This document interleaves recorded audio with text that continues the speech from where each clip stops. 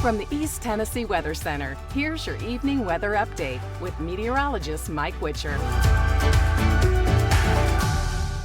What an incredibly warm week it's been around East Tennessee. We've been trending anywhere from 15 to nearly 20 degrees above average. Today, near record highs around the area, but no records broken. We topped out in the low, mid, upper 70s, even some pockets of low 80s, but just a couple of degrees shy of those records. Now, for the rest of the evening hours, high pressure continues to dominate. Got a lot going on the map here. We've got Hurricane Rafael down in the Gulf of Mexico. And our storm system on Sunday that's brought in a lot of snow across Colorado will head our way, but it loses its moisture. So don't anticipate a lot of moisture with this system. Generally speaking, this is what it looks like. We'll have mostly clear skies overnight tonight and to start our Saturday. And then the clouds will increase.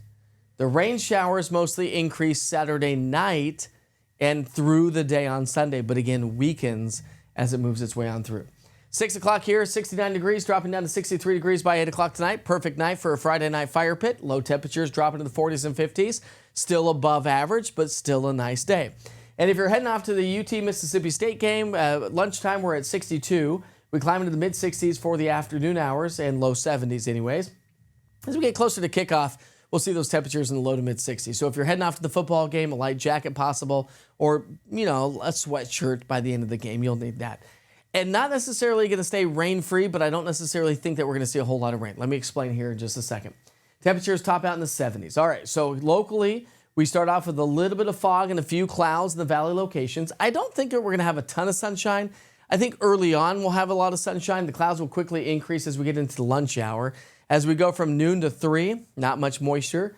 This is likely not to be reaching the surface of the earth. And as we get into the evening hours, you can see how this moisture is going to start to work its way on in.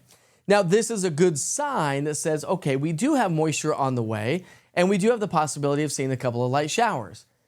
But I think this is going to be more bark than bite. This is kind of the composite radar view showing there is upper level moisture, but how much gets translated to the surface in the form of accumulating rainfall, and I just don't think it's going to add up to a whole lot. So don't be caught off guard if you're heading off to the football game or have outdoor plans or evening plans to watch the game if you get a couple of sprinkles. But I think most of the activity comes through Saturday night and through the day on Saturday night and through the day on Sunday.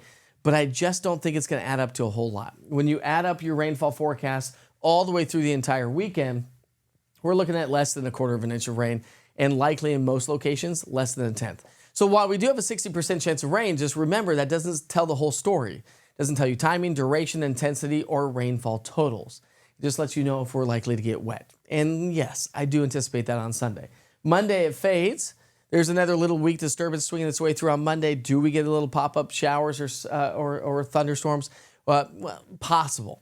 Tuesday, we're dry, and then rain chances ramp up Wednesday, Thursday as our next boundary comes through. And I think that produces better coverage of rainfall than what we'll see here through the rest of the weekend. So something to kind of keep in mind. So when you look at your 7-day rainfall forecast, probably the best chance of seeing some solid rainfall since September, when we had Helene come on through. And let's talk about tropics for a second. This thing's a hot mess. So much uncertainty with this system. And we've been talking about this now for a week. We thought that this moisture would surge up and start to bring us some good tropical moisture this weekend, which we desperately need. But it doesn't look like it's going to be the case. It looks like it's just going to kind of linger in the Gulf of Mexico, which is great news. Anytime these storms don't ever make landfall, perfect news for us, right? And we don't even live in the Gulf of Mexico. So 73 on Saturday, down to 67 on Sunday. A little bit closer to those seasonal averages. Averages are 63 for this time of year. We may hit that by next Friday.